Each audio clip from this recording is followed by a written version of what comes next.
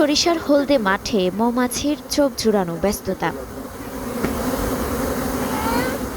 একসময় কুষ্টিয়ার মিরপুরের ধুবিল সহ বিভিন্ন এলাকার এসব জমিতে চাষ হতো তামাক, যা ছিল পরিবেশ ও জনস্বাস্থ্যের জন্য ক্ষতিকর।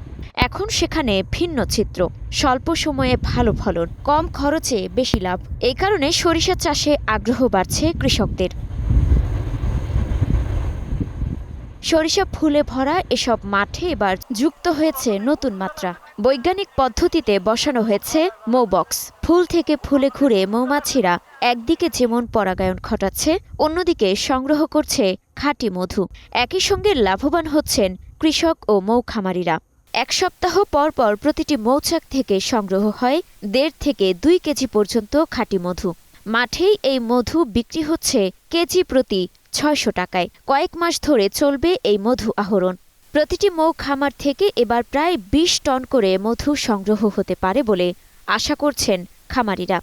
তামাক চাষ থেকে কৃষকদের সরিয়ে আনতেই সরিষা চাষে দেয়া হচ্ছে বীজ, প্রণোদনা ও প্রযুক্তিগত সহায়তা। মৌ খামার গড়ে তুলতে উদ্যোক্তাদের দেয়া হচ্ছে প্রশিক্ষণও।